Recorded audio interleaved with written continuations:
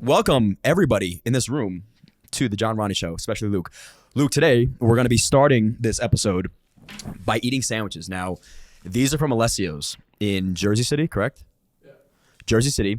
Luke, you told me you don't like messy sandwiches, condiments, things like that. Yeah. I don't know what these are. Joe ordered these. So apparently, Joe, don't let me down. these are some of the best sandwiches in Jersey City. We're going to open up each one, and you're going to tell me which one you like, which one you want to try, because we're only going to be trying one. Okay, cool. So here we have a toasted, seems like a sourdough, seems like some arugula, some prosciutto. Is that a chicken cutlet on top? No. What is that? See bacon on the bottom? Not my bacon, let's say. Now my hand is mangling the sandwich. Oh, that's a chicken cutlet. That's not chicken. What is that? That's bacon. That's That bacon? looks like a chicken cutlet. That's dog. chicken cutlet, dude. What do you... Looks like bacon. Take a look. That ain't no bacon. That's bro. not bacon, dude. It's like roast beef or. No, he's checking himself. That's for sure a chicken cutlet. All right, you want the details? Yeah. All right, so we got, this is the Portofino. This is prosciutto di Parma, burrata stracciatella, fried tomato, that's what that is. Arugula balsamic aged glaze. A fried tomato. I've never had one of those. Okay, so that's sandwich number one. Okay. And by the way, the people that are behind the camera, you can also taste these sandwiches. Don't worry. This one seems to be a lot bigger than the first one. Oh, here we go. Here we go. This is what I'm talking about. Let me spread that open for you. What do we got here, Joe? Talk to me. Let me look at it. Okay, cool. That is just a regular chicken cutlet sandwich. Mozzarella, chicken, sorry for you, mayo, lettuce, tomatoes, and red onion. Yo. That seems to be too much for Luke over here. Yeah. I think. All right, I I'm think just gonna put that one away. There's no way. Hopefully we don't go 0 for 3. No way he's That's so liking bad. that sandwich. Dude, Okay. if the mayo wasn't on it, we were good to go. I'm gonna remove that mayo for him. And last but not least, we have. Oh boy. Yeah. That's the prosciutto supreme. Prosciutto, soppressata, mozzarella, roasted peppers, tomato, basil aioli, served on panini bread. What are you thinking? You tell me. Dude, I'm gonna it's- assume you're gonna like this one or this one, but you pick. Look at his face. He's so nervous right now. Yeah, no, probably the one I'm leaning towards the most. Wait, what was on the first one? Chicken cutlet, But what was the sauce on the first one? a little mayonnaise on there. No, the first one seems to be the cleanest, healthiest option, other than the fried tomato that's in there. But what's that white shit on it? That would be a feta, it seems. No, No. You ever had a burrata? like the inside the burrata. It's like cheese? Fake soft mozzarella. Are you not Italian? What are you? No, I'm Puerto Rican. See, we're used to everybody being in that chair. That is Italian typically. Yeah. From Jersey, they understand sandwiches. This is like foreign land. to That this one guy. looks the best for me. Let's do that one. Yeah, then. yeah. Let's do that this. looks the best for me. Here, Let me get the sniff check. go sniff it up. Do what you got to do. While you're doing that, I want your feedback on the sandwich. Be brutally honest. This is Alessio's in Jersey City. Okay. What we're gonna start doing on this podcast is we're gonna take comments, and you guys are gonna tell us what your favorite sandwich is in the area, and then we're gonna review it live and tell you if you're wrong or not. So, Yeah, if you're wrong or not. please, Luke, tell us, how do you feel? How do I feel about what? Oh, you didn't taste it yet. Oh, you wanted me to taste it? I thought we were taking a bite at the same time. We I can do didn't that. really We know. can do that. We can cheers and cheers. Thank you for coming on the podcast. Of course, bro. Thanks for having me. Absolutely. I'm nervous, bro. I'm so picky. I don't eat new things. He's shaking, eating the sandwich. Ooh. I have my opinions.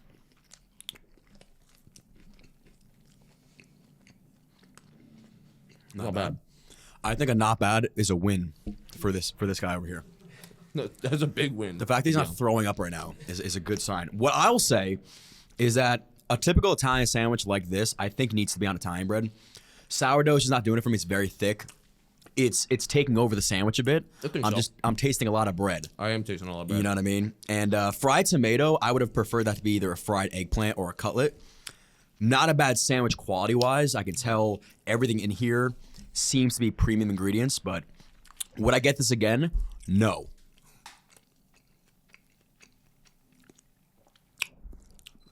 I mean, this is the only one I'm eating and decided to eat out of the top 3. So would I get this again from that spot? Maybe. Whoa. It's not bad. It's not bad. CJ, we'll give you the other half. Look, the guys are really like, yeah, that sucked. That shouldn't be. All right, so that's a win. No, this is good. That's not bad. I didn't throw up. I'm really picky. As soon as I taste something that I'm not familiar with, Yeah. I get like, I start doing that, and then I'm like, and then I really wouldn't take another bite, which I am. You're doing it again. That's a third bite for you.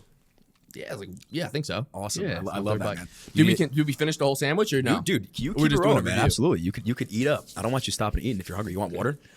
I'll take a water. Let me get your water really quick. Yeah. Sorry, is that a pain in the ass? He's like, dude, this guy's a fucking diva. He's like, almost like eating on his pie. He's like, usually we just take a bite. Oh my.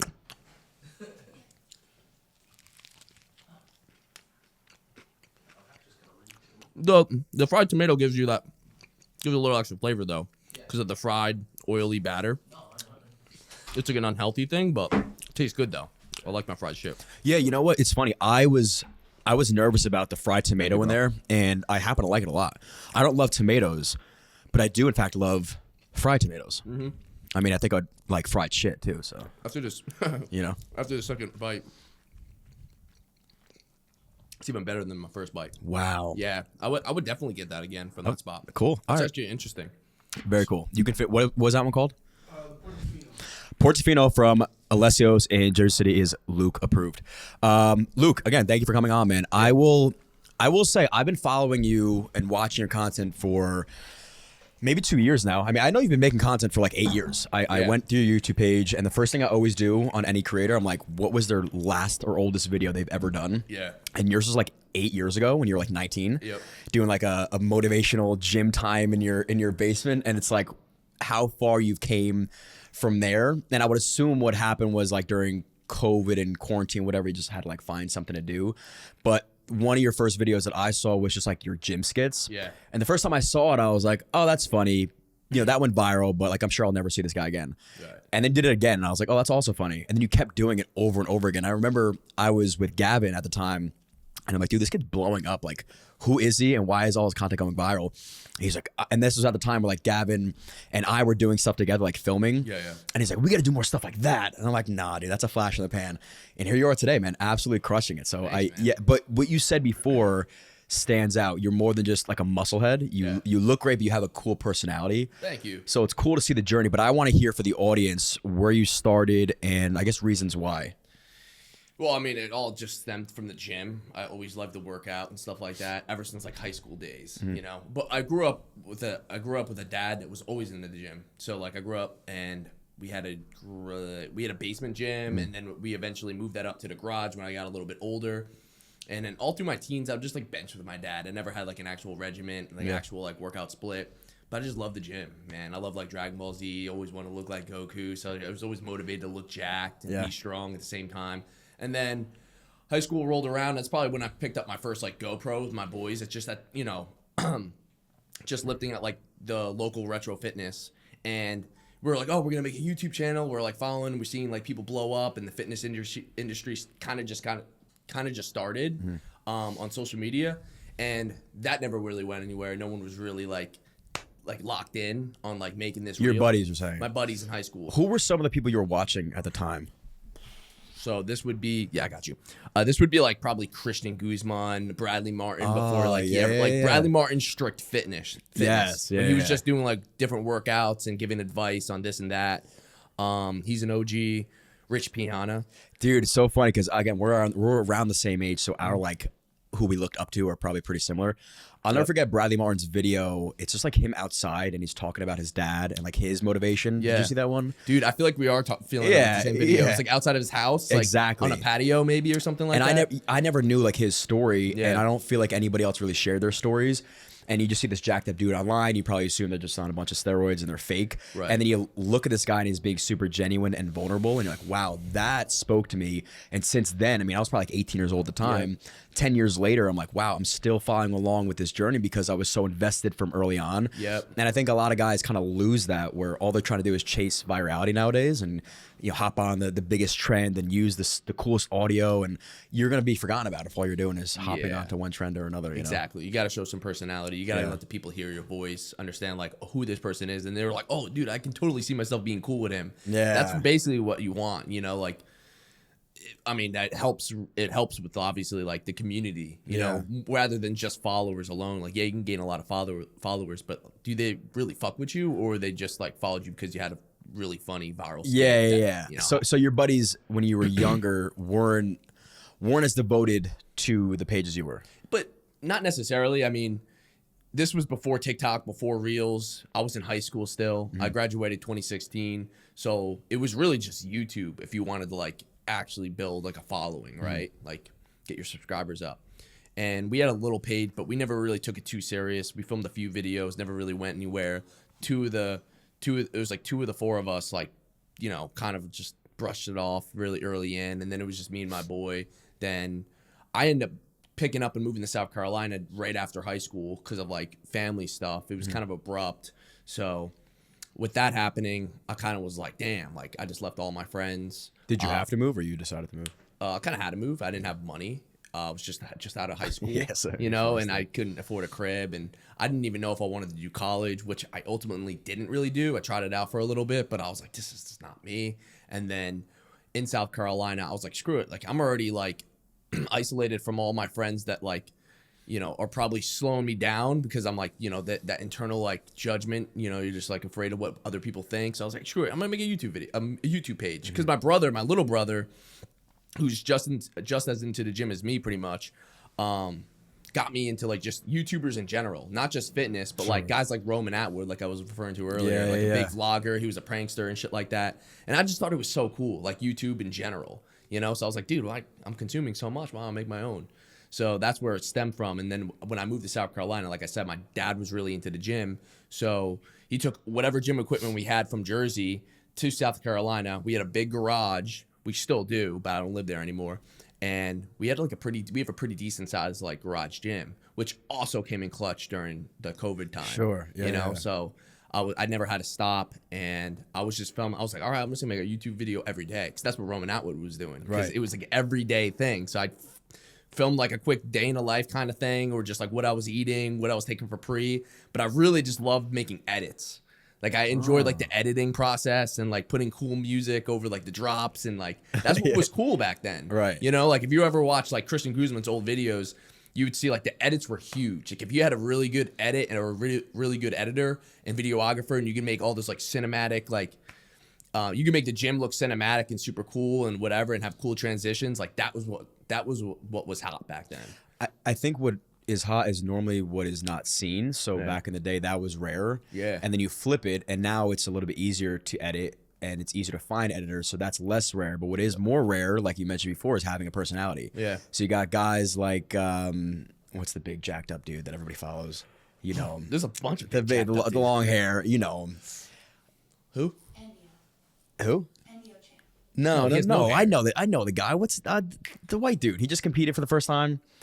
He could literally post a picture of his cat and he goes viral. Oh, Sam Solik. Yeah, so Sam you got Solik. this guy who posts every day as if he's vlogging for his mom. Yeah. And people love him because he has like this quirky, interesting personality. Yeah. And the only issue with that is like you can find an editor, you really can't find a personality within if you don't have one. But I do think it's kind of like the equalizer a bit. You know what I mean? Like if you're maybe not as jacked, doesn't really matter anymore. It matters more. I want to, like you said, become a friend with this person. Right. You want people to like you more than just like what they see. Yeah. You know what I mean? I guess it's probably the same thing with just dudes like following girls, like chicks. You know what I mean? Like you like back in high school, it was mindless. You would just follow a chick just because you Exactly. thought their body was nice, and you're like, Yeah, oh, she's yeah. hot. I wouldn't mind seeing her on my feed. Right. You know what I mean? But you don't even know her name. Like Yeah. you wouldn't remember to tell anybody that, and you just follow like a bunch of random girls because you're a dude and whatever. Yeah. But like, you're just liking it because you like what you see rather than liking what the person's giving you. Yeah. You know what I mean? Like actual advice or just relatability and or just like the way they talk could be like, oh my God, like I could so see myself chilling with him, and like I'm gonna continue to follow his stuff.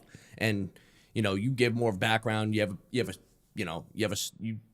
a background on like a situation. Like I moved abruptly. I never like talk about it, but like that might you know really hit home to somebody watching, like, oh, I had the same situation, and like you got me into the gym because like I didn't know what I wanted to do, and this and that, like all that stuff. I mean, Yeah. you limit yourself if you don't speak. Were you reserved in the beginning to showcase your personality, or you were just like, hey, let me let it rip because I'm in South Carolina, who gives a fuck?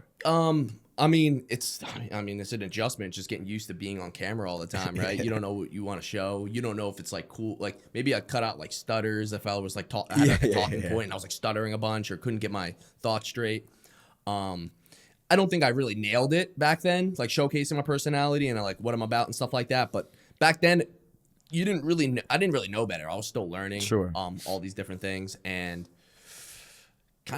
just kind of like learning as I was going. Mm-hmm. I didn't really. Maybe I thought I was cringe, so maybe it was like a self-conscious thing. Right. But I didn't really start showcasing my personality too much until like recently, to be honest. Until like I came out with the podcast with Brodie, and then did more like, obviously I do my skits where I'm like talking, but I'm playing a character too, you know? So it's easier to play a character for you than be yourself, quote unquote. Sometimes. Yeah. Sometimes. I would say so. Because then if they judge that character, they're not judging you. Yeah, no, it's hard to get hate when you're not playing a serious role. Yeah, you're like, I hate the guy too, man. It was a joke. You know what I exactly. mean? I just play like a stereotypical character in the gym, in and out of the gym. Yeah. And people could tell like it's all just a joke. I don't feel like I'm like trying too hard to like be something I'm not. It's really a part of my personality to be goofy and to act these ways. So it's not like it's not me either. It's really just me having fun. I always say like the advice I would give if you were like trying to start creating is you're always going to have to put some sort of persona out there that isn't you exactly. It's going to be a character in some sort, but just try to make that character as close to you as possible, because it's very hard to kind of like figure out who is who in a sense. And now like you're going off the rails and you're creating this character online until you take a step back and be like, that's not me at all. I can't keep up with that. And now I don't know where to go. Like, so for you, example, if you created this character that's so unlike you, and then you do a podcast or somebody sees you in person, they're like, that kid fucking sucks. Like, that's nothing like what I expected. Right. It's the last thing you want, you know? So your characters, yeah, they're characters, but they are very similar to who you are as a person. Yeah, they're like alter egos, extensions of me. Like behind closed doors, when you're like comfortable with your boy, like that's the kind of like stupid shit I'll be doing. Like just like, fucking around. Like like the red shirt character, my gym lander or gym employee character, like that stemmed from like a Karen employee. Just very just like by the books, really strict, like don't walk in. And then I only wore the red shirt because the gym I was working out at the time was red and black. So it made sense and I looked like an actual employee. And then people just started like, then I was just that gym employee, and people called me Gym Lander because of the boys, and they would relate the personalities to Homelander because I was just like a sociopath or whatever the fuck, you know. Was that your first like super viral video that they're like, okay, I have something here? Technically no. Okay. I probably had a couple viral videos just straight off of like trends and like not my voice. So back actually when COVID was a thing, there was like a vaccine nurse voiceover thing that I hopped on. It was like, could you lift up your shirt? And it was like, and it was something about flexing and something like that. Jacked. Let's show the camera. Go, good. Hello. Whoa. Oh, man. Holy. And he's all natural, ladies and gentlemen. Ladies and gentlemen, all natural. What are you weighing right now? Like 180. 183 maybe. Wow. I would have thought more. Yeah, no, I'm a light guy. Light guy. What are your stats? Real quick. Squat, bench, deadlift. Go ahead. Man, he's pissed right now. He's like, fuck, I haven't trained in a while. I know, dude. I'm old Am I now, all man. time? All time. I mean, right now I don't do any flat bench because I tore my pec. Sound like every 27-year-old. Yeah, I know, but I actually tore my pec. I did see that you tore your pec. Yeah, so that's a big thing now. We make it like a meme, but I did tear my pec in 2019, right before 2020 Oh, hit. wow. Yeah, That's so it's been some time now. But ever since then, I never took flat bench serious anymore. So like right now I'm putting up 130s for 9 on incline. Okay. So that's pretty good. In each hand, by the way, people. Yeah, right? 130, Correct. yeah. That's a lot dumbbells. of weight.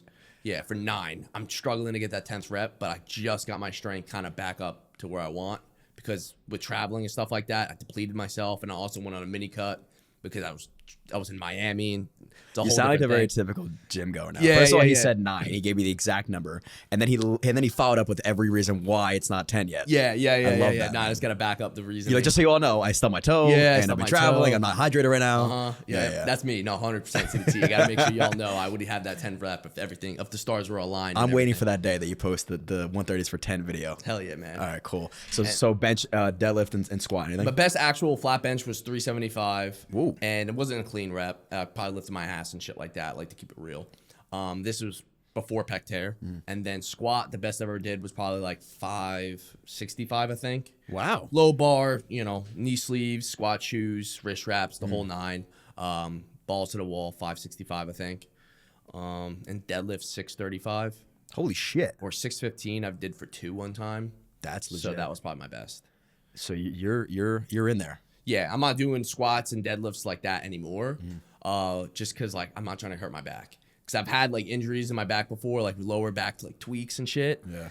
And that screws up all your other lifts too. Because if your lower back hurts, like that's where you like that's your stability. You know what I mean? So you can't do like even if you're doing like heavy incline dumbbells or even flat dumbbells, like using leg drive like requires to go through your back, and all that's gonna hurt. You're not gonna feel good. So yeah, you don't want to hurt your lower back.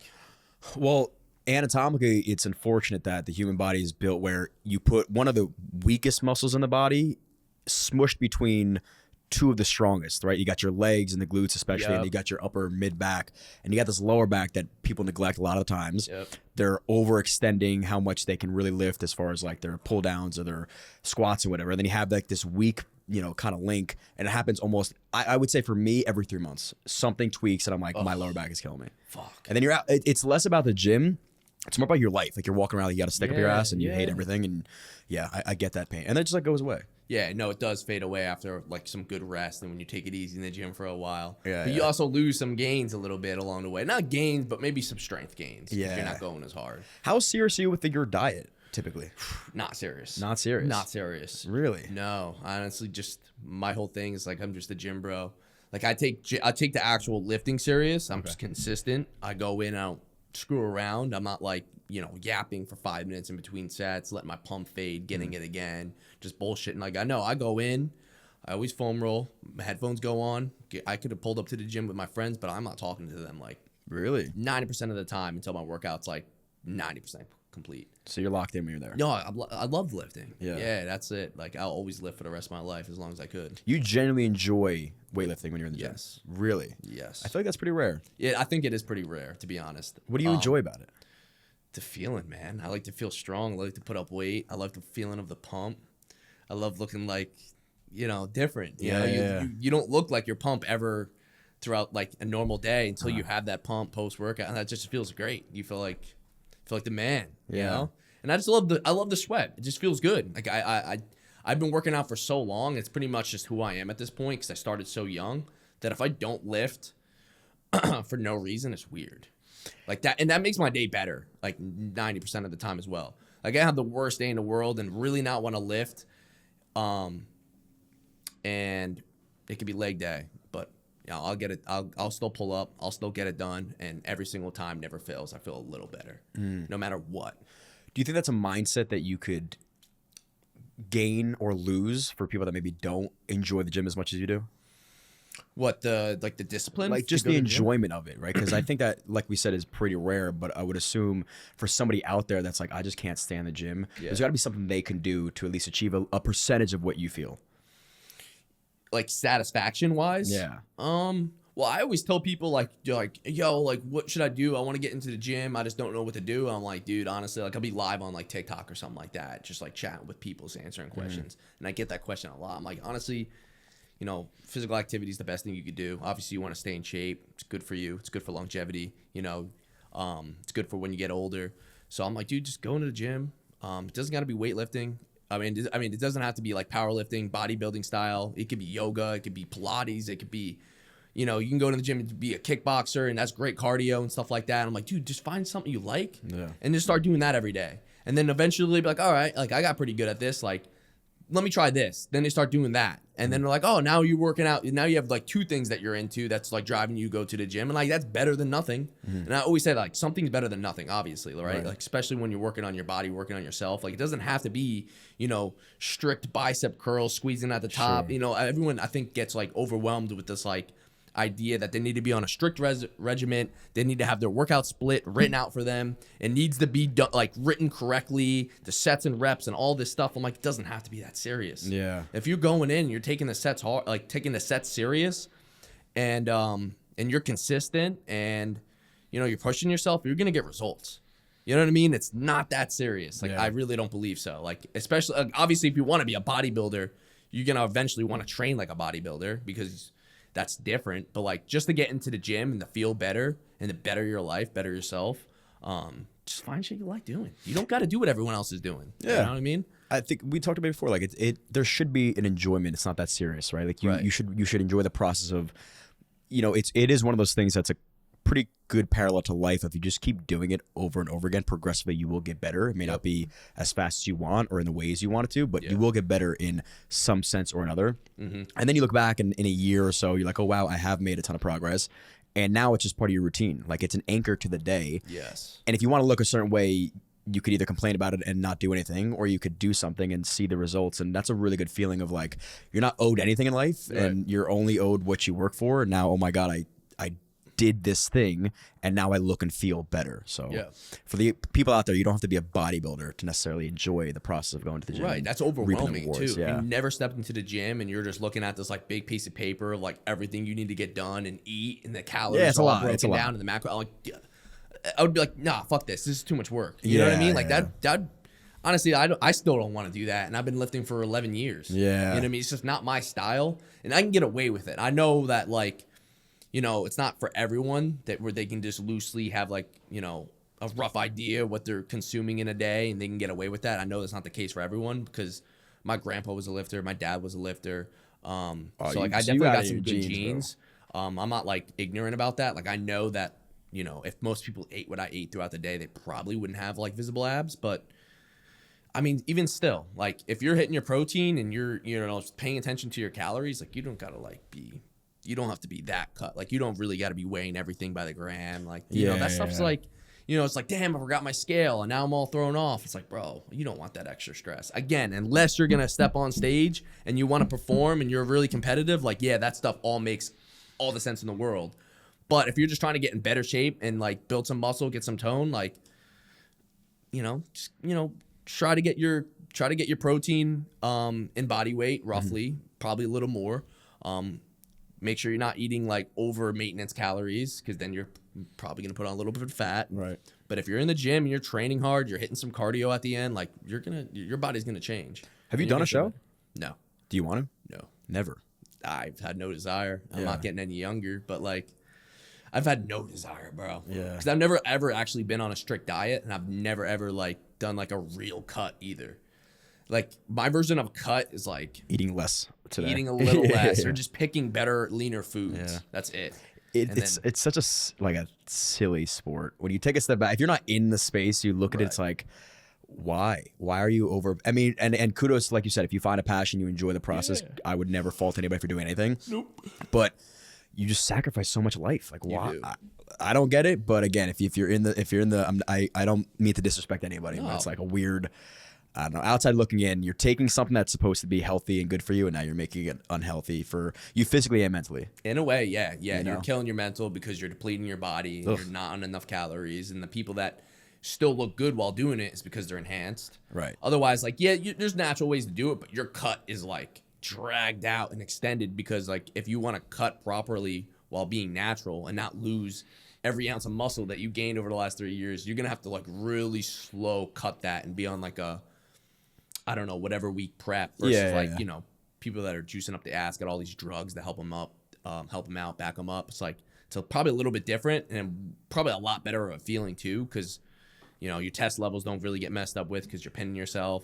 And who am I saying? Like, who am I to like say? Cause I've never done it, but like, that's just the difference in my head. One could assume. Yeah. One could assume. Drugs do help. Yeah. Drugs will definitely help. And especially with, body dysmorphia, that's inevitable. I don't think that really matters because it has nothing to do with actually being small. It's just feeling small. But no, it's just a big toll. And you got to rearrange your life. If for me, like, it's not optimal to be in a bodybuilding prep, but traveling all around the world, or whatever the hell I'm doing. Like, it's not good. And then I'm trying to be positive. I'm trying to be goofy. I'm trying to be happy and like, be in character, dude. If I'm like deep in the prep, bro, I'm gonna be miserable. I'm gonna have like these cranky days where I'm not gonna want to, be in front of the camera like a goofball. Right. 'Cause half my shit is really goofy. Sometimes I gotta snap into it. I'm like, all right, like let's get a little weird. Right. And that's way more important for your persona online, but also like your life. Like this is your business now, and making content isn't necessarily just posting a picture of your abs. It's like like you said, it's entertainment. You have to enjoy the content you're putting out there, or else you're not going to film it the right way the next time. Does filming content get in the way of the gym, and does it give you like the sense of over obsession of like I have to look good at all times? In certain ways, like for the style of videos I do, like I'm not really too worried about like my physique. I'm never actually trying to look that big. Like a lot of people are actually surprised in person when they meet me. They're like, "Oh, you're bigger in person." Because I'm usually just wearing like a baggy shirt, wearing a sweatshirt, wearing my red polo. Like I'm not actually ever flexing or putting up weight in my skits. But wait, what was the question? Like do you feel a sense of pressure now walking around real life to be like this jacked up dude because you make content? I would say I'm more pressured to like have a better like face. Cause like, you know what I mean? Like I'm always getting a haircut. That's a good point. I just got a facial yesterday. Dude, I get facials as well. Just because I'm actually gonna be in London in a week from now for a Gymshark thing. Yeah. I don't know how much I can actually talk about it, but like I got a facial in advance for that. I get haircuts every week. Every week. Every week, man. Wow. I'm on every 2 weeks right now, and I need to start. Where are you at right now? How long is that? This is a weekend. I go every other Wednesday. That's a weekend? You know, That's so not bad at all. well, it's funny because he'll go. Now that we're talking about haircuts, he'll go really hyper. Like he'll fade the hell out of it, almost like skin here, so that it almost creates like a second haircut the week after. You would maybe assume this is like only a couple days. Right. If I did trim up, which I didn't do today, unfortunately, but if I trimmed my beard up, you would think like I just got a haircut. Right. So yeah, you want to kind of make sure that if you're gonna be on camera, you always look camera ready. You never know when you're gonna have to film. Yeah, and that's not because of other people thinking I look dirty or don't look good enough. Yeah. It's really about me liking what I see. You know, I don't want to be editing a video of myself and I'm like hating the way my hair looks because it's overgrown, or hating my scruff because I can't grow a full beard and it just looks shitty, and or you know, all those little things. You know, like I don't want to have like breakouts or anything like that. So, you know, they all matter. It's like I want to be happy about the way I look when I'm editing. It's not really pressure from other people. No one's holding me to like a standard of like sex appeal or some shit, you know? Because my videos again are goofy. Yeah, you don't need to be like this hyper like attractive dude, but it does help. As far as you get facials and haircuts every week. What else are you doing? No, I don't get facials every week. You get facials just randomly. Yeah, like sporadically. Like, do you have a skincare routine? What else are you doing? Dude, to be honest, I grew up all through my teen years, man, ugly acne. Really? Yeah. You have great skin. Thank you. Yeah, you're welcome. Ugly acne. Where? On your face? Yeah, like on my cheeks. Like some of the worst spots like break out. And you don't even have any scars? Pimples. Not really, no. No. I was never a picker though. Like I wouldn't try and like scratch at my face to pop them because they weren't poppable type of like pimples. They were like just like acne. I don't know how to explain it. Were you on Accutane or anything? No. So like I've done like Proactive to X out all the fucking commercials that like would come out during that time. And I'm like, oh, we need to try this one. It takes in a week. You have a clear skin. Perfect. Yeah, no, that shit never worked. Like I'd get like a good day or two where it like helped settle it, but it always came back. So like Neutrogena, all these over-the-counter stuff at CVS, Walgreens, they end up just ultimately drying my face out, and it never really helped too much. I kind of just grew out of the acne, and now for all I do is after I shower, I don't even use face wash anymore. I just after my shower, I just put moisturizer on. Did you notice like a lifestyle change, and maybe that equated to the better skin, or it was just the one? No, I think it, honestly, like it probably was in my little bit of a gene. Just they'll have breakouts and stuff like that. Like you know, like I said, I washed my face like 3 times a day when I had acne. Learned that wasn't good, so probably did twice a day. I tried every different thing, and then I noticed as I was getting to like my early 20s that my acne reduced a lot during the summer when I got a tan. Like it just like looked better in general, and it wasn't just because of the color of my skin, but it was because I think just the reaction to the sun and acne, it always helps settle it. Yeah, of course. And then I just remember one summer where it really went down, and I'm like, oh my God, my skin looks good. It maybe spiked a little bit in the winter, and then it was just that was it. And that was it.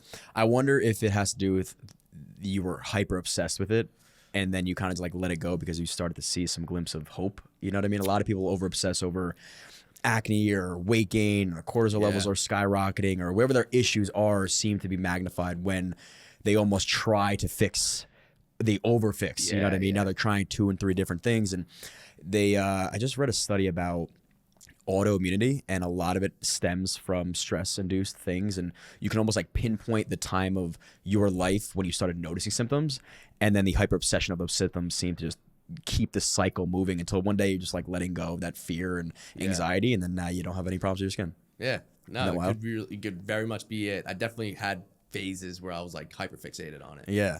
But then I think I just sort of was like, all right, I'm just gonna watch at night, and then that's it. See what happens. Yeah. And then like I said, like if you have acne or anyone, it's never good to pick at it because that's where you get scars and stuff like that. Yeah. And you pop like unready pimples, and you end up just tearing a piece of your skin off, and it's probably not good. Yeah. But the over obsession is real, and because you don't want to let go of the fear, because like, oh, if I stop caring about it, then it'll get even worse. Yeah, like how much worse can it fucking get at this point, man? You might as well just let it go and see what happens. That's kind of what happened. Crazy how that works. So content wise now, where has that led you? I see you're doing the podcast with Brodie. Did you meet him through content? Yeah. No, we met through content. When my TikTok was starting to do good and I started picking up some sponsors. How many followers do you have, by the way? On IG, 571 on IG right now, I think. Nice. It's 571,000. 1.4 million on TikTok. YouTube is right under 700,000. Wow. Yeah. Some good numbers. Yeah, not bad. Not bad. All right. We came a long way. Yeah. But met Brodie through content. Yeah, met Brodie through content. I remember seeing him. He did similar content to me. He was doing like funny gym skits. Yeah. And I followed him because of that, or he followed me first. Either way, whichever worked. We were like mutuals on TikTok. Then I may have probably eventually followed him on Instagram, but we met during like a summer shredding. Summer shredding. It's a gym or athlete. Alpha League. Like a show, whatever. Christian Guzman would host them. He came out with them like 5, 6, 7 years ago. I don't know. We started doing these yearly shows called summer shredding, and it was more for like not like for like weight. It was more for like weight loss transformations. Like that's where it originally stemmed from. Like for people that have never lifted in their life to run a prep and really lose all that weight, and that's where it like stemmed from. Like obviously there's real competitors in it now, but so you'd hold this event. Alpha Land was like a huge hot commodity, especially a few years ago in the fitness space. So a lot of people moved to Houston, Texas just to lift at Alpha Land just for content. Yeah, it's ridiculous. Yeah, it's pretty crazy. A lot of people moved. Have you been? I'm assuming. I've been to Alpha Land a few times now, but I think it was my first or second time. We're going to go to summer shredding. I started getting some influencer like friends and stuff like that. So I'm like, yo, we should get a Airbnb and go to Alpha Land, like film content, do collabs, have fun. Who'd you go with? Went with a handful of people. I'm not going to name everybody in the house. I couldn't even remember everybody, but I didn't know Brodie yet. We never interacted, and he was kind of one of the last people like to fill up like a room. Oh, okay, gotcha. It was like one of those. So I was like, yo, Brodie seems like a cool guy. We should hit him up. I'm like, I was like, maybe. He's from Louisiana, though. So I was like, I was hesitant. I was like, I don't know if I'll vibe with that. Yeah, maybe he's a weirdo. Yeah, I was like, damn, he's a weirdo. And like, ultimately, obviously, didn't end up being a weirdo. Super chill. Does not matter what state you live in. Like, you could still be a cool guy. I don't know why I had like this like idea in my head. They're normally super down to earth down there. Yo, yeah, they're really nice people. Exactly. So, yeah, so that ended up happening, and that's how I met Brodie and Colin. So like, we ended up clicking the most because at the time I was probably like 25. A lot of the guys in the house were like 22, 21. He was like 24, a little bit more mature, and then there's like a few other guys like whatever age, and there was like, it was so stupid, man. We had this Alpha League Airbnb house to like shoot content and stuff like that, and there's just like stupid drama over some drinks later at night when we're all just hanging out between people I don't really talk to too much. Really? Yeah, dude, you're young. Like you're in a house with young people, so like, what are they fighting over? Stupid shit, bro. Making stupid comments to like girls in the hot tub and like so offending ridiculous, someone cries. You know how that goes. Did they get in a fight? No one got in a fight. No. Lame. But I had to be a dad like twice. I couldn't believe it. I was like, isn't it crazy how like 3 years at that age, like 21 to 24 or 25 is a big difference. Like a 21, 22-year-old, you got a bunch of dudes that are trying to puff their chest and be tough, and they haven't like come into themselves yet. They don't know who they are. Exactly. So they're like, oh, I like this guy I'm going to say what he just said. And it's such a weird place to be. And they probably like, you hit them one time with reality, like, dude, what the fuck are you doing? And they're like, I don't know. I don't know. I'm trying to figure myself out and I just can't. Yeah, exactly. No, I totally get that. And that's really what it was. Like we didn't even click off the bat because we did similar content. Like I knew he was cool. He was chill. He was with Colin, which is like his right-hand man and all of his like, and all of his skits and stuff. Yeah. And yeah, it was until like the drama happened where I was like, these guys are like mature Like they're actually acting their age. Right. And Those shit like dudes that. suck. Those And I'm dudes a, and I get it though. Like I was 21, 22 once. Like you're kind of stupid. Yeah. Believe it or not. You think that by the time you're 20, you're like old when you're like 18. Then you turn 20 and you're still as dumb as you were, kind of. It's got to be hyper accelerated if you have like this clout or whatever you want to call like the fame on social. Different too. So like when I was Big 18, difference. 19, 20, I didn't know who I was, but like I can do that behind closed doors and figure it out. And like, okay, I like that version of me. I didn't like what I just said. And now you're molding your personality together. But like I started gaining traction online. I was already 26. So like I wasn't changing who I was because of what social media told me. And it seems like you didn't start taking off really until you were a little more mature anyway, right? So I wonder how it would have impacted us if we were 21. And it's in a space where, again, I'm in a space that it's less about my looks, especially my body. It's more about just the entertainment of a father and son doing wholesome shit together. So I'm not getting that ego boost of like girls and guys saying how much they love my body and I got to be this like alpha male all the time. So I would assume as a 21-year-old guy, you got to try to keep up with that persona. It's got to be hard. No. I do feel for those dudes. Yeah, no. I don't put it past them. I give them the benefit of the doubt 100%. Like I don't hate on anybody. Yeah. I don't have beef with any of the. It was never a big problem. Yeah. You know what I mean? But it was like in those moments where I realized like, oh, Brodie's like mature. You know, I can actually like work with this guy. Yeah. Like, we can actually like do more shit together. Okay, like, he has that his makes head on sense. straight. You know what I mean? Yeah, Like yeah, versus other ones still figuring their shit out, kind of all over the place. Not as dialed as me and Brodie, but that's also the big difference. Is like I don't regret. Or I never look back and be like, damn, like I wish I took off at 21 because I don't know if I would have known what to do. I think the same thing, man. You know, Yeah. I'm like, I'm happy that I kind of hit me a little bit later where like I had my head on straight and also at a time in my life where like things are more serious. Like, yo, you have an opportunity, emphasize on an opportunity. And you know what that means. Yeah. You know what I mean? Versus at 21, you might just been like, oh man, I just picked up this like Gymshark sponsor. I'm getting this amount in a month, and that to you is like you probably feel rich. I made If you're $1,000 this month. Exactly, and you're like, Yeah. and you're just like, oh, I'm cool with that. You don't know how to negotiate. You don't know your value. You don't know any of this stuff, and you might be like, oh man, I got this money in my pocket. Like I'm good. Like I might just chill on content for the next week and not take it like rather than actually like taking it like a full-time position and being like, yo, like be consistent. Keep showing face. Keep switching it up. Hop on new trends. Extend. Make another page. Get on YouTube. Start posting shorts. Start posting snaps. Like all that little thing. Like I definitely would have got lazier as a kid and just got way. And also I was probably when I was 21, 22, 23, I was still like more into like going out and drinking all the time. Especially on the weekends. I was never like a crazy party or anything like that, but like that would have definitely hurt me during the week. Getting hammered Friday, Saturday, and then being hungover for like 2 days and feeling like shit, not motivated, not creative. But I would have been okay with that. Yeah. You know what I mean? You would have slapped something together. Yeah. Versus like now I'm like, nah, I gotta stay locked. We gotta travel. Like we should go to these expos. We should link with these people. Like we should continue to collab and show face and like you just take it more serious because like I know what I have in my hand. Like don't throw it away. Do you drink anymore? Yeah, I still drink. Okay, I drank this weekend. Yeah. But you're not getting as like banged up as you once did. Yeah, because I don't recover like I once did.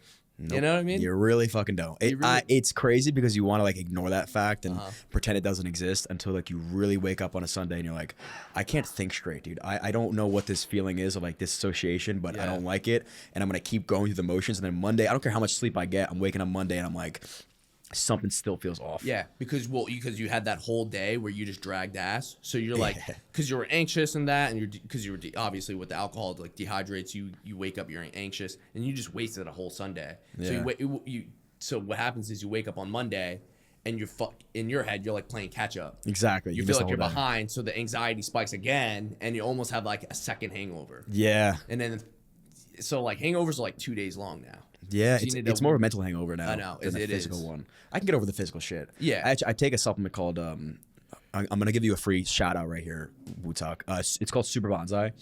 Use like a bunch of like natural ingredients, and I swear by it, dude. I take this stuff before I drink. And number one, you can drink a lot more, which I guess is that good or bad. I don't know. You can drink a lot more without getting as drunk. And you wake up the next day like confused why you're not more hungover. So I can get up and get going. Yeah. What it doesn't necessarily fix, and I don't think you'll ever find something that'll fix it except for like a Xanax or something, is like the anxiety of you just feel discombobulated. You know what I mean? Like it doesn't necessarily fix that. Yeah. But I don't get headaches. My stomach doesn't hurt. I can move around. You know, I'm still strong in the gym and things like that. So it's I highly recommend. I'll give you some. Okay, Yeah. cool. So if you want to drink this week, yeah, you can take some. But yeah, it's a part of life, man. And I always think about that too. Is if I went viral earlier on, how much different would my life have been? And treating it like a job is the best thing you can do, because there's plenty of times that people go to work and they don't want to be at work. Right. There's plenty of times you don't want to film a video. Guess what? You have to fucking film it. Like if that's the biggest concern or obligation you have for that day, just go and do it. Whereas a 21-year-old is probably like, I'm not gonna film today. Yeah. I'm not gonna film this week. 2 weeks, who cares? And then I'll post a video, I'll go viral. But you don't have that sense of urgency like maybe we do. Yeah, exactly. Yeah. And like, made it work for a little bit, but there's plenty of people that, built a pretty good foundation and shot up to 100, 200K followers. And then it just fucking plummets, man. They didn't emphasize. They didn't take advantage. They didn't do enough, like, whatever the hell they should have been doing, they weren't doing enough of. And, like, dude, I mean, followers don't really matter too much anymore. It's about your community, about your engagement. And it's about the right followers, too. Like, you don't want just a bunch of, like, these spam followers that just comment emojis. That are like, yo, do you actually like my stuff? Or you just, like, just go right to the comments, type something and scroll and just keep moving. It doesn't moving. even feel good. Yeah. Do you notice any sort of difference in your space now versus when you started? Just the fitness in general? Yeah. I think it's definitely like we were talking about earlier, like in the elevator or whenever like we linked up in the lobby, we're just talking like I think a lot of just the straight up like physique flexors and stuff like that have definitely died down a lot. Like it's coming down to like personality, obviously content, obviously like consistent. Like you don't want to just be like posting once a month. So I think it weeded everyone down to like it's definitely more personality based. And I don't know, I always say it's like a rat race too. Like everyone's making an account right now. There's people blowing up left and right. You got different guys like coming out of the woodworks. Like you got to be on your shit. You have to have content consistently going out and get them out on all these platforms. Otherwise, you get left. Who are some like the biggest names right now? Like who's blowing up currently? Biggest names right now in the fitness world? Yeah. Like anybody that's like brand new that's blowing up? Not to my knowledge. No. Oh, I mean, I don't know about that's fitness. Who? Which is Ashton, the Ashton guy with the guys doing all the that is the funniest. I think it's fucking hilarious. You ever like just punch the air when you like? I had the idea of recreating his stuff. And I'm not joking. Like 3 months ago, because I've been seeing how ridiculous it is. I'm like, oh, if I get my dad to do this, that'd be hilarious. And I always do this. I always like say I'm gonna do some, and then I regret it because I don't do it. And now everybody's doing it, and now I'm late to the trend. I'm not gonna go fucking do it. Yep. But I remember him putting his face in the Saratoga bottle, and I'm like, damn, that'd be really, really funny if we went and. But I'm like, nah, that's stupid. Yeah. Never mind. Yep. And then people just follow that trend, and now it's like the newest, coolest thing to do. That pretty much happened to me, but a little bit of a different timeline. Like it was like a week prior where I was like, dude, I want to do a spoof of this. I want to do like a parody of this. Yeah, dude. And then like I waited like a week later. I waited till like a week later. Yeah. And I'm like, all right, we're gonna do this. Like I remember being in the gym, like, oh, we're gonna film this later. I'm excited. And as I'm on the treadmill finishing my workout, I see someone do it. It was like Tfue. I was like, no shit. I'm like, oh, people are starting to do it. And then I saw Logan Paul do it, and then I saw Jesse James West do it. I'm like, no, dude. Like, I swear, like it wasn't because of you. I'm gonna do a spoof. Like I was gonna do a spoof on my own. This is my idea. Yeah, and and then definitely it was like the same thing with you, where I was like, damn, now I'm too late. So you haven't done it? No, I did do it. You did? Yeah, it didn't go crazy or anything like that. What's up? Yo, not to interrupt, this has no cord in it. What? This is not filming. No, it's filming. You sure? Yeah. I got a box here. Sorry. I appreciate that so much, though, because if we weren't filming and you called that out, that would have been phenomenal. Yo, And your attention to detail is very... You scared him though. I think you woke him up a little Yeah, bit. because I'm like, I'm seeing it. Yeah. Yeah, no, that's yeah. That That was great. Shout out. Yeah. No, she be watching. That's a real one right there. Yeah. Nah. Keep her. You guys met in high school, by the way. Yeah, we met. So she knew Luke pre blowing up. Does she throw that? Yeah, In, she does, does she throw that in your face a lot? Like I knew you before this whole no, thing. So. no, that'd be weird. Actually, I don't know if I would like that. I knew you before, like, but I don't act any different You're not, because, like, again, is he any different now? No, I think he's, if anything, it matured him. Wow, interesting. How so? In so many ways. Like, I think Somebody's like, no. Yeah. Like in so many ways, like he always had travel anxiety, which you guys could talk about. Like it allows him to like travel and like more organized with travel. And He's like, I know what she's talking I about. think he plans out in advance, like it used to stress him out, like having to plan months out. But he's, Wow. like, a pro at it. She really knows you. Yeah, I'm a mental preparer. Like I don't like things being like abrupt. I don't like abrupt like turn around time like, oh, you gotta go here, you gotta fly. Like, Really? Yeah, I like to mentally prepare and shit. I still do. Like I said, I'm going to London on Saturday, but like I used to hate like You have travel anxiety or had? No, I had it. Now I really don't care. I'm used to it. Were you anxious of the plane or what were you anxious of? Just the whole process. I never liked traveling. Really? Yeah, you know. Do you enjoy it now or you kind of just do it because you have to? I like when I'm in motion. Yeah. Yeah, well, I think we were talking about that too. But, like I love when I'm in motion. Then it's kind of fun. Yeah. The build up is kind of just like just kind of get here already, and or just like never get here. So you'll kind of take it in sprints of like, okay, this is my big travel period, and then once I'm done with this, I'll kind of chill out. I don't Or really it'll have just that, I happen. don't really have that choice necessarily. Yeah, of course I do have the choice, but like sometimes just things don't work out that way. So like I'm gonna be going to London on Saturday, and then this wasn't planned before the London shoot, but now instead of going back to New Jersey for a few days, I'm just going back for one day because now I have a ghost athlete video I'm gonna be shooting in South Carolina because that's where my garage gym is. Got That's it. where I stem. That's my origin. So we're going to take them there rather than do it in New Jersey, which I had the option for, but it's fine because I don't really go home often and see my mom and dad and my brothers. So that's going to be nice. So I'm extending that trip for a few days just to have some like Yeah. good quality family time, hang out with my brother, lift weights there. And then from there, I'm going to LA. Nice. So For what? is that another ghost thing, right? Yeah, ghost be Wow. stretching me out. Damn. Yeah. All So right. another ghost, great opportunity to do. The fact that like I'm working with Gymshark and Ghost are like dream brands.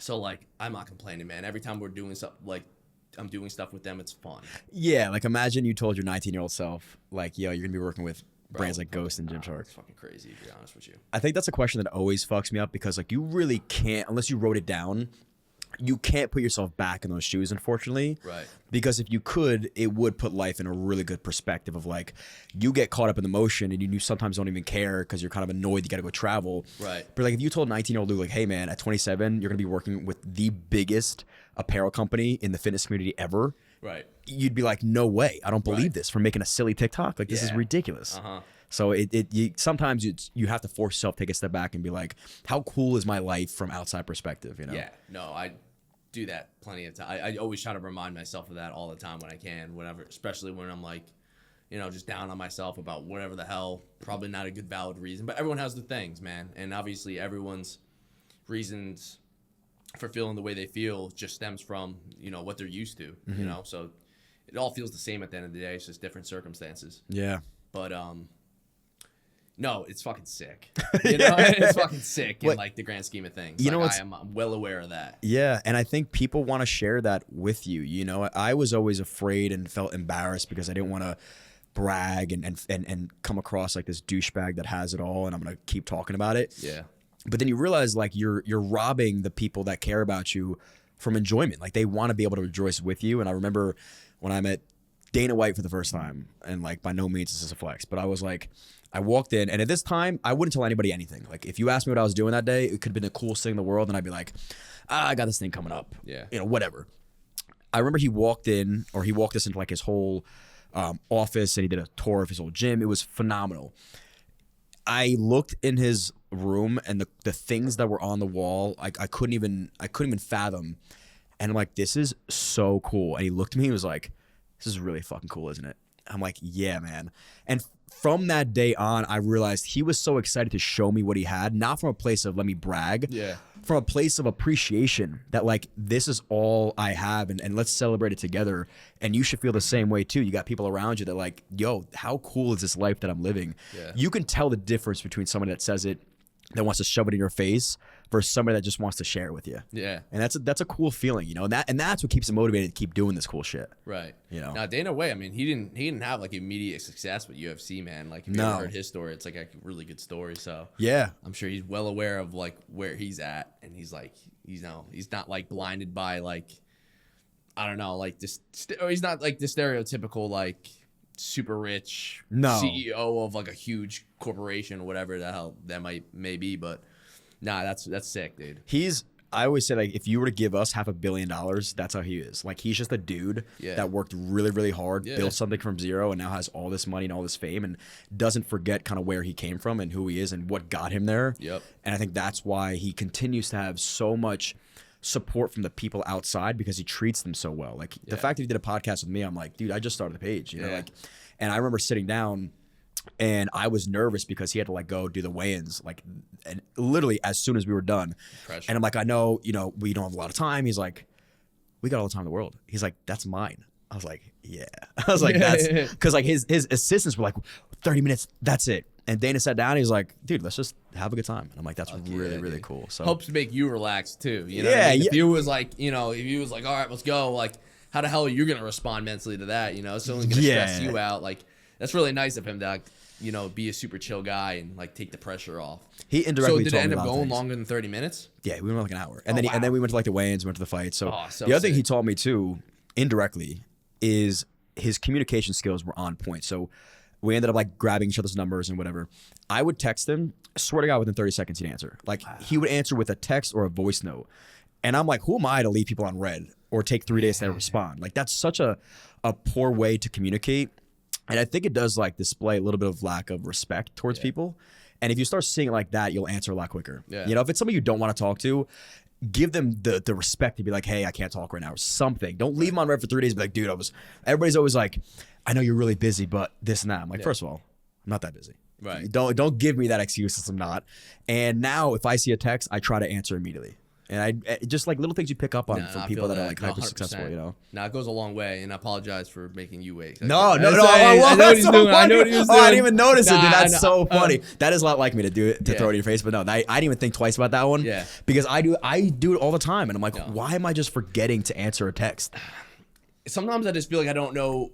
Like I'm always just like I don't know for sure. What if you can do it or not? I don't know verbatim for whatever I was responding to late. But I just have like I could just list off a million excuses of like why I didn't respond. But I was locked in the day I said I was locked in, even though like I had like a lot of like spread out like responses and stuff like that. It was not personal.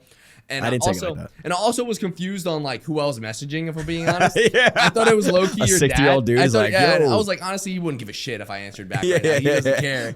I wasn't even picturing it. I don't know. It was just really been in my head the last week, just juggling a bunch of shit before my trips and whatever. So that's hilarious. I had no idea who I was actually talking to. It was you or your dad. Yeah. And I remember just like justifying it in my head too. I'm like, you got to get back to him. But like, he's probably like doesn't even give a shit right now. Like, Just, and I didn't think, and I'll always follow up because I get it. Like sometimes I'll see a text and I'm like, I'm not mentally ready to answer this yet. Let me wait till I'm sitting on my couch and then I'm like, dude, what the fuck? You know what I mean? I'm like, oh, I gotta be locked in to answer this 2-sentence text. I know. Just fucking answer the text. So, but it never used to be like that. I know. I was the same fucking way. When I was in like high school and like right out of college and all that stuff, I never went to college really, but like that age range. Like I'd answer everybody. I never had like five messages on wait. You know, now it's so different now. Now it's like, well, a lot of them are more like work related. So like now I feel like I got to respond a certain way and I got to sit down and look at it, make sure I don't like come off like too slangy or weird or I don't know. And a lot of it's like, I don't know if I had the answer to whatever the text is yet. So like, I'll just put it on hold. You know, I'm like still waiting on like this or that. And then maybe dates. She always has my dates because she's the calendar girl. That's like, great. Helps structure a lot of things. A built-in assistant. Yeah. Sick. Yeah. Sometimes I'll send voice notes too once in a while. If I am, I'm like, yo, man, I don't know the answer, but I'll get back to you know. Yeah. I gotta get better at the voice thing. I think the voice thing's more. Do you learn? You learn how to like actually articulate what you want to say, and not like because if it was a real conversation, you don't have the time to like think about the words you're using. So people don't want to hear that anyway. They want to hear how you actually feel about whatever they're asking you. So yeah, I've gotten you learn to not care as much when you just start doing things like this, especially putting yourself in front of the camera. You're like, I can't afford to care about what people think of me anymore. I have to just be myself, and hopefully that works. Yeah. Speaking of that, so you met Brodie. He's in Louisiana. What made you even think of having a podcast together? What was it? Why did we do it? Why did? By the way, it's going super well. I mean, you guys Thank have you. 6-figure followers or Yeah. subs on YouTube. Yeah, we just had Engagement's 100,000. great. I mean, that's you guys are doing awesome. I think we weren't with the same company. He's always been with Young LA, and I've been with Ghost. I think that we just enjoyed like doing videos and linking up together. I think we just became good friends, and we're just like, yo, like come to Jersey and come hang out for fun, and then we'll also get like skits in because all we were doing is skits at the time. We're like, bet, like whatever, like, and then we ended up just clicking more and more, and our relationship was like real. Yeah. And then I think we were just hanging out a lot, going on trips together, different events together at the same time. We're like, yo, we should do a podcast. And I was never the person to do a podcast, man. I'm not that well spoken. I'm not that articulate. I'm not, like this super geeky, like, oh, let's get into a deep dive like Joe Rogan or something like that. Yeah. But he said, let's do it. And I was like, you know what? Like, I need to expand on what I'm doing now. Like, I have my skits. I have my Instagram. I have my bodybuilding, or like I still train. I still showcase the fact that like I work out all the time. I post on Snapchat, post on my Instagram stories, still do like the fitness posts and stuff like that.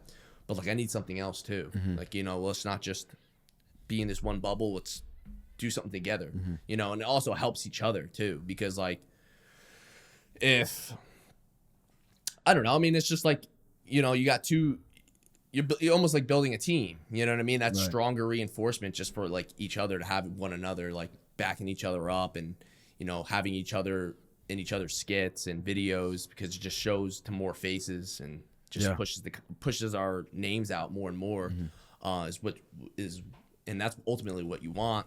And then, I think it was really just a spontaneous, like, yo, let's do a pod. And then we filmed our first pod. And we just went from there. We're like, yo, let's stay consistent with it. Let's keep trying to get good guests, but we don't need guests. Let's do a lift. What's called Thinking with a Pump. He came up with that. And let's get a lifting vlog with every guest before the pod. So we get in the pump, then we hop on the pod. And that was the whole like original concept. Right, now, like, because the vlog started doing so well, we're like, we don't need to limit it to just the gym. And especially if it's just me and Brodie doing a self pod that week and maybe we didn't get a guest, we're like, all right, let's do something fun. Let's go rock climbing and make it a competition. Let's go. We had like a foot race. I saw that one. That was a good idea. We did like all different things. Like, this vlog is not even out yet, but we went to he had a trip to go to Ibiza, and that's where he's at now. So we had to cram in a quick trip. He came to Jersey. We needed to knock out 3 vlogs, 3 pods in 3 days. Shit's not easy, bro. That's wild. Yeah, so for one of the vlogs, we went to an American Dream Mall. Nice. And we just YOLO'd it. We're like, we'll figure out something, man. The There's American so much Dream to do Mall is over there. massive. Yeah. We'll go down the slopes. We'll race on a snowboard. We'll go ice skating. We'll do some type of like any type of content. Sure. They end up both being shut down or closed by the time we got there, because we pulled up on a Wednesday. So we couldn't do the snowboarding. The ice skating was closed. We missed it by like an hour, but we ended up just screwing around. We did like arcade competitions, got competitive. A lot of it's about our banter and how we talk shit to one another. Yeah. So we did stuff like that. We tried to do like an Impractical Joker thing where like we were posted up on like the second floor with the camera, and then we're out in the bottom floor, and I was on my phone, like taking like, I guess like dares or whatever the hell. Like they were like, all right, go up to this person and say this. We didn't really nail that one. We have to run that back. But like shit like that, we'll just YOLO it because people want to see us do things like in and outside the gym. Because we're gonna find more guests that are like bodybuilders. So like the fitness vlogs are always gonna be a thing. The actual workout portion of the Thinking with a Pump's always gonna be a thing. Yeah. Now, how do you guys come up with the topics of the podcast? Depends on the guests. If there's no guests, what do you If guys there's no guest, then what's going on today? Like what did we just come from? Like we're in Vegas a few weeks ago, so we had Power Slap, and then we went to UFC. So we talk about that and talk about our experience, and talk about who we met maybe. And then we'll do some like generic like, topics and get each other's like POV on that. Yeah. Maybe just current events, like what just happened here. But we stay away from like obviously politics and shit like that. That's some more controversial. We try to stay away from that. We just try to keep it positive, keep it real. keep it wholesome. And just have conversations. Just have conversations. Do you have grow conversations? Yeah, of course. Do you have podcasters you personally enjoy and like pull inspiration from? I'm not really I'm not really listening to a whole lot of podcasters right now, to be honest with you. But no, to be honest, bro, I was never a big podcast guy. Yeah. Like, I listened to Joe Rogan before, obviously. I've listened to like some of the Nelk podcasts that they had cool guests, but no, like, I've never been a huge podcast guy. I never really thought like I'd be a host of a podcast. Yeah. It's still kind of crazy to say. Does he pull it out of you a little bit? Does he pull it out of me? Like being a host on a podcast, does he bring out I mean, it was his idea to do it, so he pulled that out of me. But like, when we're actually sitting there, it really depends. Like, depends on the day. Sometimes he ends up carrying it more than me, and then sometimes I'm carrying it, you know? And it also depends on the guest. If the guest is someone that, like, I was like, we should get him. He's like, I don't really know that person. I'm like, well, I do. So then I'll be asking a lot more questions, and a lot of them just pop into my head, too. Yeah. Because I'm just like, bro, like, I never thought I'd be sitting across the table from you talking to you. So, like, I have all these things of, you know, all these questions from, like, videos I've watched in the past and whatever the hell. So that makes it really easy. But we really don't have, like, a set, like, list of questions or anything. We don't have a laptop, a tablet to look. Nothing, huh? You know, we might pull out our phone if we're, like, drawing a blank to look at, like a backup topic or something maybe that just went over our mind that we were talking about earlier that we wanted to ask. But for the most part, we like wing it. It's pretty authentic. Honest, I mean, that's what a podcast really is. Who are some of your favorite guests so far? Man, we've had a good amount of guests now. Jesse, you think Jesse? Jesse James West was a great guy. Loved Greg Doucette. We went. I saw that. Man. We that's went awesome. to Canada for that one. Yeah. Yeah. You flew all the way to Canada? Yeah, bro. Wow. Yeah, that was a shit show of a trip too. Was it? Yeah, our flight got canceled. We had to rebook a flight last minute. He was planning for us to be there by Friday. We ended up getting there by Saturday. We got stuck in Boston because there was like a snowstorm. So we had to stay in a hotel. We ended up getting there like a day. We ended up missing a full day and then landing at like 6 p.m. the next day. So we didn't see him till the following day. But Greg was such a nice guy that he was like, dude, I feel so bad. I'll push all my things aside. Wow. Like, I'm so excited to see you guys. Like, come to the house at like this time. And we pulled up. He served us breakfast. We were just talking off camera stuff and really kind, nice human being. Yeah, seems like a good dude. Yeah, like his videos of him is just his videos. Like, obviously he's just playing a character. He's just dramatizing things because he knows if he's glazing. If he's glazing somebody off of what they're doing, no one's gonna like that. So the fact that he does his videos criticizing people, I think he understands that it works, and he understands yelling at the camera and sweating. And he's got that shtick to him now. Yeah, is what pulls views. He's not stupid, and he's not like he doesn't hate people he does videos on, like whether it's a natty or not, or like he has an awful coach, and that's why he did this, and that's why he didn't get first place in a competition. He doesn't really actually hate any of these people. He's just making the videos because it gets good feedback. And he's never actually like fully shitting on anyone. He's just. And that voice is fake. I mean, he doesn't actually have that mousy, squeaky voice. He's very quiet. He's very monotone. Very like relaxed. Which I think is hilarious. Yeah. The first time I heard him, I was like, "What the fuck is that?" And then you hear him talk. Actually, like, "Oh wow, that's actually a very calm, genuine guy." If you had one perfect guest on the podcast, who's your dream podcast with? Dude, I am not good at like picking a favorite anything. I mean, she's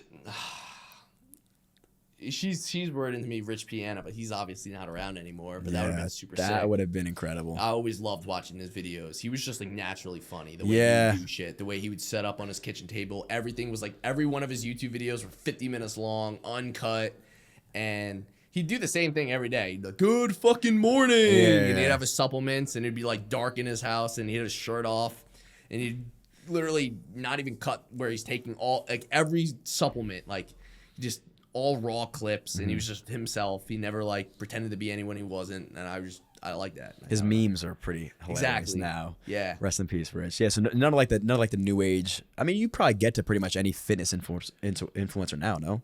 You guys? Like if you wanted to get to like a Eubank or the Trent Twins, I mean those it's like not as names. easy as you think. Really? Yeah, some people are hard to get to. Really? I am surprised based on like you two. Some big dogs. Like I wouldn't like I think Alex might have shown some interest in being on it once upon a time. I'm not really sure. But there's guests that we've yet to get, but and we've tried to get. And they just what do they say? No.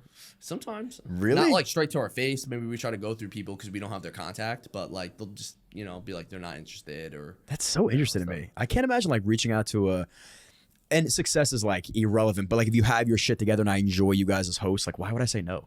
Right. Like what am I that much of like? I've had people try to charge me to be on the show. I'm like, dude, That's crazy. I'm not paying you to sit down and have a conversation with me, man. Yeah, like I don't care that much. You know what I mean? Right. I can find somebody else to talk to. No, we never paid anybody. Like we'd hope you just want to be on. If Yeah, you don't like want to be what? on, then we probably don't want you to be on. Yeah, and I got to sit there have a conversation and be like, I just paid this guy to do this. Like now I got to have these great questions to be Yeah, annoyed the dude. whole time that I paid you for it. Yeah, and you don't even know if they really want to be on the pod. Of course they Or don't. they're just waiting for it to be over because Yeah, they got yeah. paid and like it was just a job. Yeah, exactly. Like, I want the person to want to be on, and that shouldn't have to be like transactional. No. It should just be like, we're both in this, in this niche together. We're Yeah. both entrepreneurs of some sort or whatever the hell, and I thought it would be cool to collab. Sorry, bro. Yeah, Like, yeah. I'm not gonna throw you bread so you could sit down and talk to me, man. I think when you realize like, man, it is hard to find guests. Like you could have 100 subs right now and I wouldn't say no to being a guest on your podcast. You know what I mean? Thanks, like man. I get it. Like it's so hard to do. Yeah. And it's like if you're just starting out day one and you reach out to me, I'm not gonna be like, dude, you're not big enough for me. Come back when you have at least this. Yeah, it's crazy. It's yeah, wild, I man. feel that.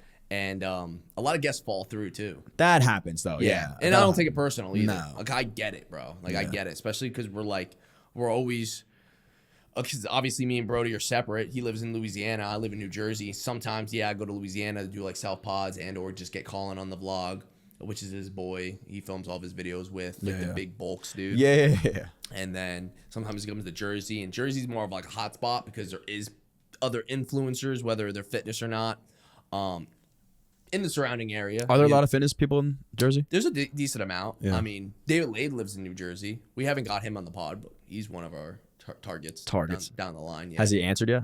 It was a little bit different. Now that like we met sort of recently through more like Gymshark stuff, like lift events and stuff like that. He's actually a really cool person. So maybe we'll get him down the line. Fingers crossed for that one. Yeah, but this is more like we're building more of like a relationship outside of like content and just like through through trips and stuff like that, Gymshark events, and it's I don't mind like sort of building the relationship and then getting that person on the pod. But Yeah. that's also why the vlog part is such a crucial part, because like it helps like break the ice and get to know the person before we sit down. So we'll do like the workout with them before the podcast, usually in the same day, like hours before. And that's why it's called Thinking with a Pump, because you're supposed to like have a pump. Right. And it really helps because like if you never met that person, you don't really have a good read on like what they're like off camera and how they're gonna be on a podcast. So like working out with them and in a public gym setting like really helps like get to know someone and break that ice. There's no awkward like all right, like you meet for the first time and you're sitting down across from each other. Yeah. It's a little bit different. You do need a bit of an icebreaker. Yeah. Or you have to get used to people being a little bit awkward in the beginning. Right. So the workout's perfect. The workout is perfect. I have to start doing. Maybe we eat more sandwiches with people, Joe. I mean, for us, I've never really had anybody walk in here and be like weird and awkward, because I don't feel awkward and weird tension. So I'm like, what am I gonna feel? Yeah. If somebody's weird and awkward, I guess that's on you. That's your Yeah, personality. that's good, man. I can't fix that for you. But yeah, I don't know. It's one of those things where like you can't over obsess about it, but at least having a conversation prior to. I have to do my best job making you feel comfortable, and if I do that, then that's all I have to worry about. So. Exactly. What is the coolest gym you've been to so far? The coolest gym I've been to? Damn. Probably not New Jersey, that's for sure. I want to say, I've been to Alpha Land. That's a really cool gym. There's some really cool gyms in Texas. Like, oh man, the coolest gym, man. I don't know. How's that gym? Have you been to that gym down in Philly? I forget what it's called. Fusion. Is it? It has like the big. What happened? The Green? Is it Yeah. green? How is that spot? Fusion's huge, bro. Fusion gyms are huge. I wouldn't necessarily say it's the coolest gym in my opinion. Yeah.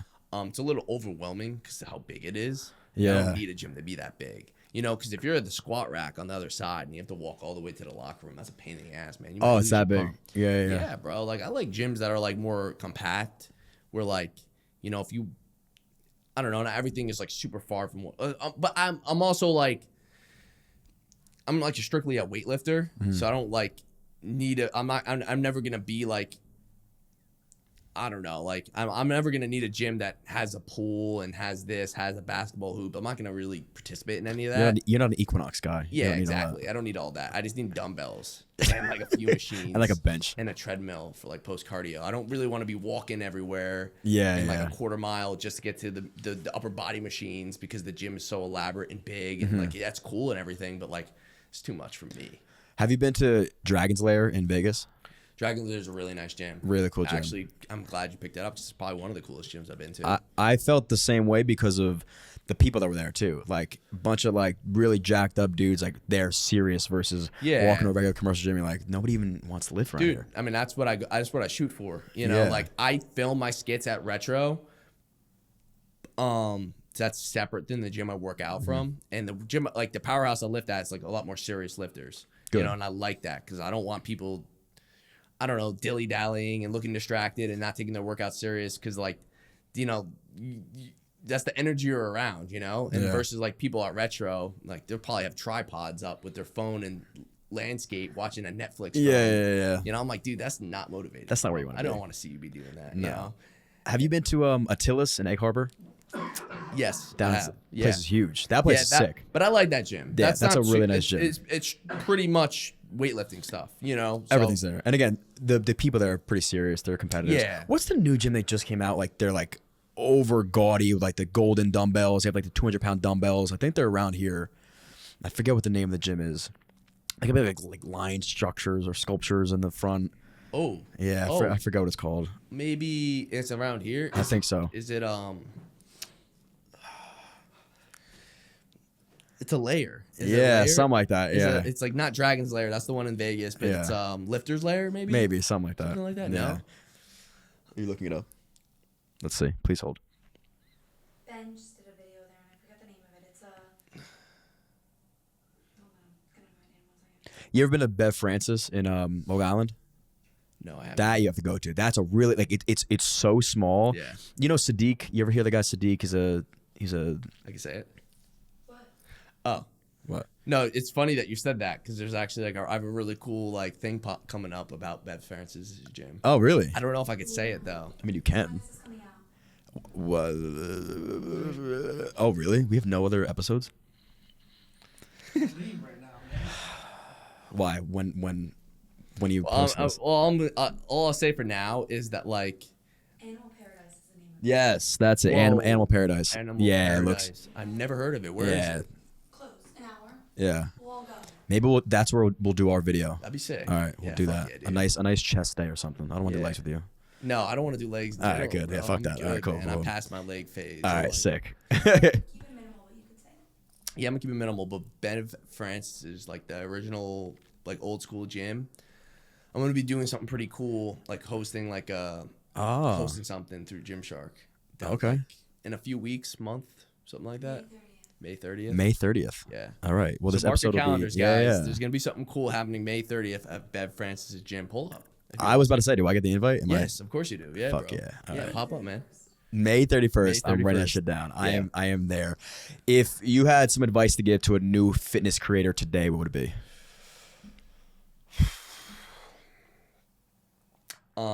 A new fitness creator day.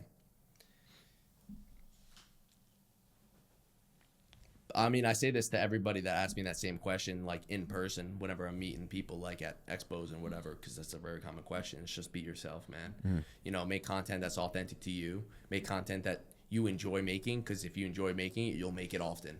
You know what I mean? Yeah. It's just like we were talking about earlier. Like if you want this to be like a career, you got to treat it like a job in some sense. Is it gonna feel like a job? It shouldn't, because you enjoy it and you love what you do. But there's obviously gonna be weeks, you know, that are gloomy and rainy, and maybe you just don't feel the best. Maybe you went out drinking, you know, and you screwed yourself, and you have the 2-day hangover, whatever. But like, and you're not gonna love the film and love being on camera. But like, you know, if this is what you want, you're gonna do it. Yeah. And it's gonna be way better than, you know, a job you hate versus like, you know, filming some skits and making a YouTube video or whatever the hell it is, being a podcaster, you know, like that's your thing. That's your own space. That's your own time. Just like, you know, be on top of it. And, just be you, because like you're the only one. Like everyone is unique in their own way, and that's the only way you're gonna be able to like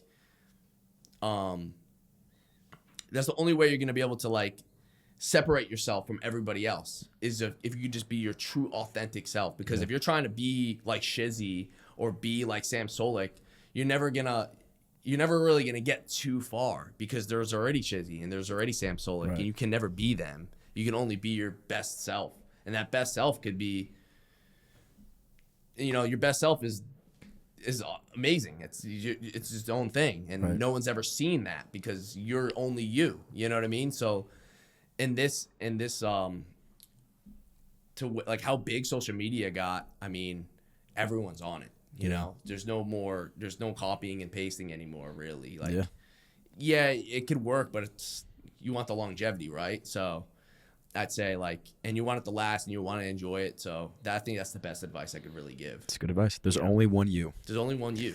Last question we ask every guest on the podcast. Okay. In life, doesn't have to be fitness related. What has been the lowest of your lows, and then follow that up with what's been the highest of your highs? My lowest of my lows in like fitness? I said it doesn't have to be fitness. Life in general. Probably when I tore my back. What are you saying? What do you think it is? Like, that wasn't my lowest point. That was a high point, if anything. That was like a big weight lifted off my shoulders. That's like not related, but I see you talking, it gets distracting. But probably when I tore my pec, my lowest of the low, because like that's my identity.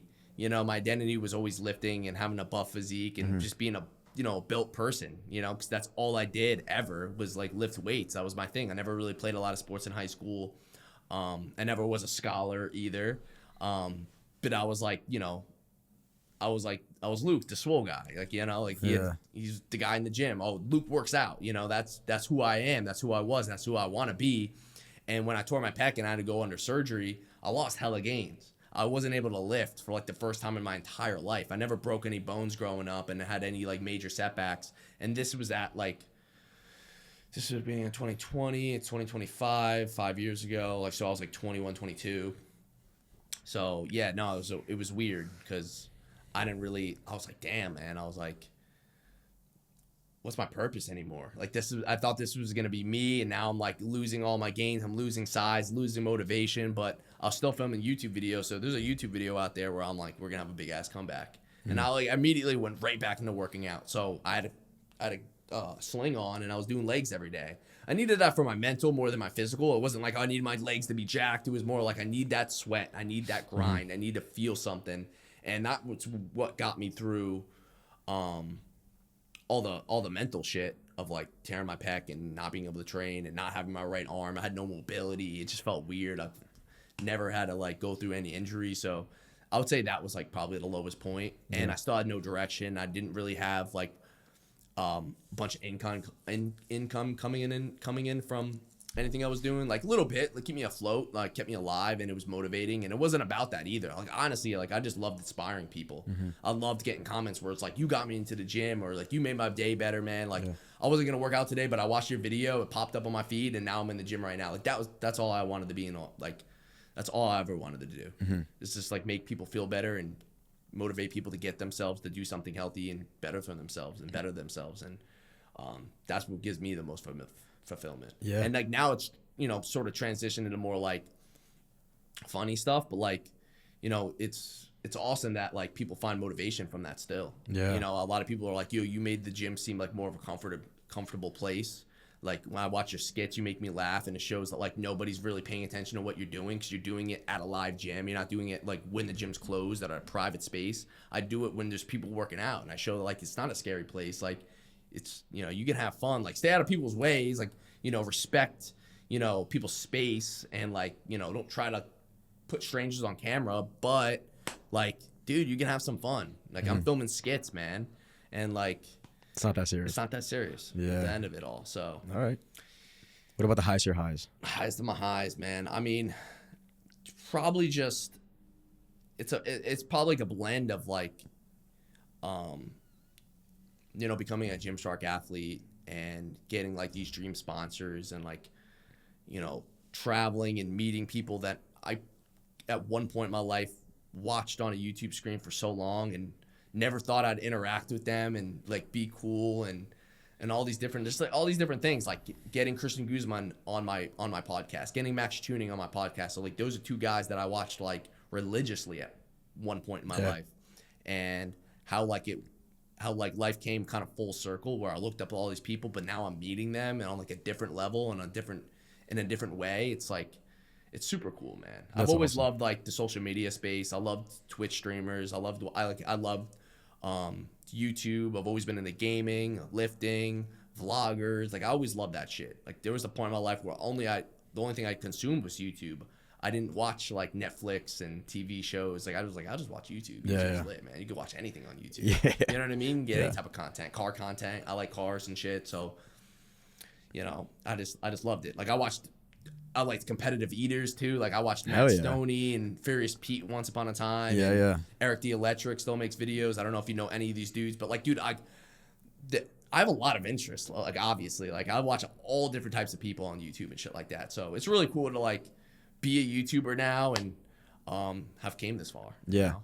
You're now somebody that you were in the opposite shoes, you know, which is a cool feeling. Yeah. And it's so surreal, but it also feels like very manifested too, because I always felt like I could meet these people and I will. And I always felt like we could be cool, man. Like I was like, damn, like I love, you know what I mean? Just give me a chance. And I'm sure like that's what a lot of people think too, watching videos, and you can fucking do that, man. Like I'm telling you, I'm just a normal ass dude that just like stood consistent, you know, and grinded it out and like saw it through.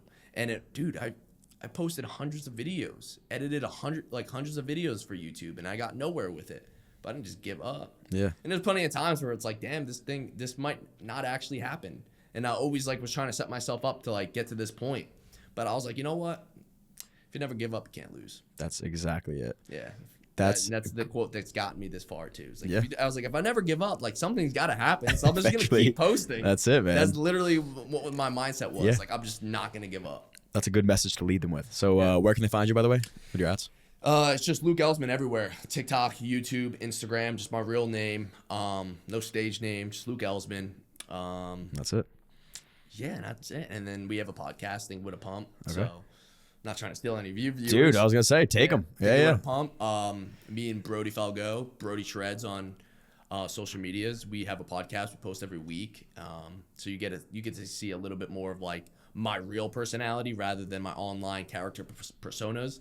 And yeah, man, it's a grind, and we just keep it moving. That's it. You know, got to keep when the ball's rolling. Just keep it rolling, man. Well, thanks for coming on, bro. I appreciate that. I appreciate That's it for today, everybody. Like, subscribe, share. Peace. Follow.